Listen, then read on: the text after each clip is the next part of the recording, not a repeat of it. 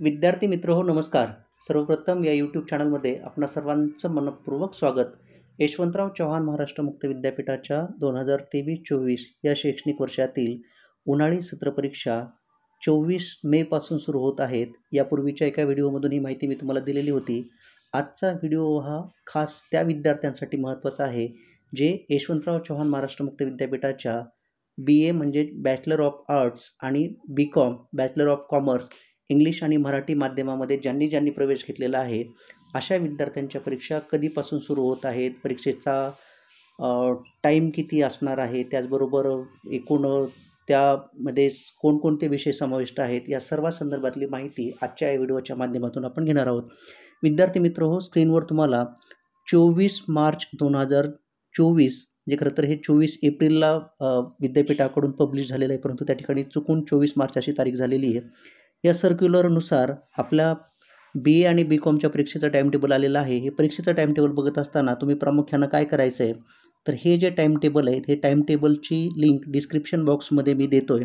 ती डिस्क्रिप्शन बॉक्समधून तुम्ही link download करून घेऊ शकता. हे टाईमटेबल तुमच्याकडे जशा तसं येईल, त्यानुसार तुम्हाला कुठला विषय कधी आहे हे कळेल. 24 मेपासून साधारणतः या परीक्षेला सुरुवात होत आहे आणि त्यातला पहिला जो पेपर आहे सकाळच्या सत्रातला तो असणार आहे सकाळी 10:30 ते 1:30 या वेळेमध्ये. त्यामध्ये प्रामुख्याने विषय जे आहे तो आहे इंग्रजी भाषेचा अधिष्ठान अभ्यासक्रम. हा FY BA आणि FY BCom या दोन्ही वर्षासाठी हा अभ्यासक्रम विषय आहे, मराठी माध्यमाच्या विद्यार्थ्यांसाठी आणि इंग्रजी माध्यमाच्या विद्यार्थ्यांसाठी. M फॉर कंसामध्ये जे M/E लिहिलेलं आहे ते M फॉर मराठी आणि E फॉर इंग्लिशसाठी. आणि दुसरा जो विषय आहे तो आहे हिंदी भाषेचा अधिष्ठान अभ्यासक्रम foundation course in Hindi FY BA FY BCom Marathi माध्यम आणि इंग्लिश माध्यम. त्याचबरोबर दुसऱ्या सत्रामध्ये दुपारच्या 2:30 ते 5:30 अंशलक्षी अर्थशास्त्र हा पेपर SY BAसाठी आहे. या क्रमानं तुम्ही 24 मेपासून ते तुमची परीक्षा 7 जून 2024 या कालावधीपर्यंत BA आणि BComच्या सर्व विषयांची परीक्षा असणार आहे. विद्यार्थी मित्र हो, हे जे मी तुम्हाला टाईमटेबल या व्हिडिओच्या डिस्क्रिप्शन बॉक्समध्ये देतो आहे ते तुम्ही सविस्तर पाहू शकता आणि त्यातून आपला विषय कुठल्या दिवशी आहे, कुठल्या सकाळच्या सत्रामध्ये आहे की दुपारच्या सत्रामध्ये आहे, ही सर्व माहिती तुम्ही अचूकपणे घेणं गरजेचं आहे, जेणेकरून तुमच्या अभ्यासाला योग्य प्रकारे दिशा मिळू शकेल. आपले BA आणि BComचे विषय साधारणतः 24 मे 2024 ते 7 जून 2024 या कालावधीमध्ये सकाळच्या आणि दुपारच्या सत्रामध्ये असणार आहेत. ते तुम्ही काळजीपूर्वक बघू शकता. विद्यापीठानं या संदर्भात काही महत्त्वाच्या सूचना दिलेल्या आहेत. त्या सूचना आपण अगदी थोडक्यामध्ये बघूया की हे हॉल तिकीट तुम्ही विद्यापीठाच्या वेबसाईटवरून सुद्धा घेऊ शकता.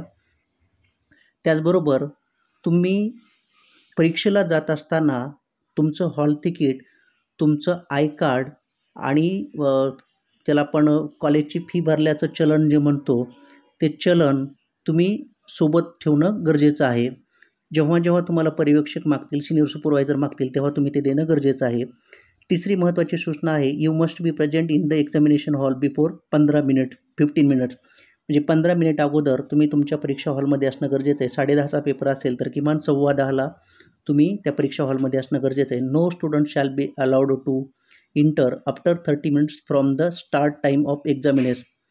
म्हणजे परीक्षा सुरू झाल्याच्या नंतर अर्ध्या तासाच्या नंतर जर का तुम्ही परीक्षेसाठी गेला तर तुम्हाला परीक्षेसाठी बसण्याची परवानगी दिली जाणार नाही. हे आवर्जून सर्वजण लक्षात घ्या. त्यामुळं आपण परीक्षेच्या पूर्वी 15 मिनटं त्या हॉलमध्ये उपस्थित असणं गरजेचं आहे.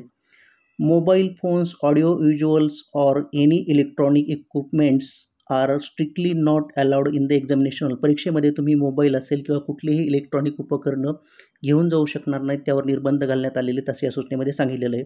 5वी सूचना आहे, exam unfair means related 1982 act of Maharashtra government clause number 31 provisions are applicable.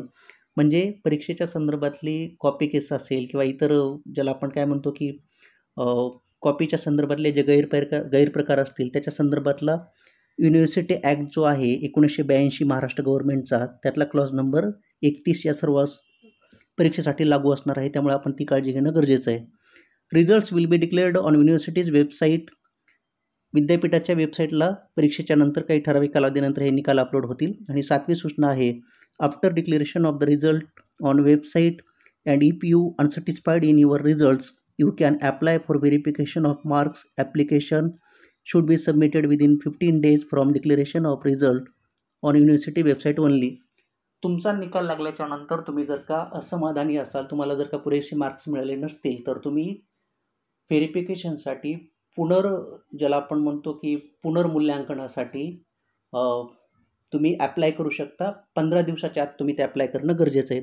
तुम्हा सर्वांना परीक्षेसाठी मनःपूर्वक हार्दिक शुभेच्छा. विद्यार्थी मित्रो, हा व्हिडिओ आवडल्यास लाईक, शेअर आणि कॉमेंट द्यायला विसरू नका आणि आपल्या जास्तीत जास्त BA BComच्या विद्यार्थिनीपर्यंत हा व्हिडिओ पाठवा, जेणेकरून त्यांना लवकरात लवकर टाईम टेबलची कल्पना येईल आणि आपल्या अभ्यासाच्या तयारीला लागता येईल.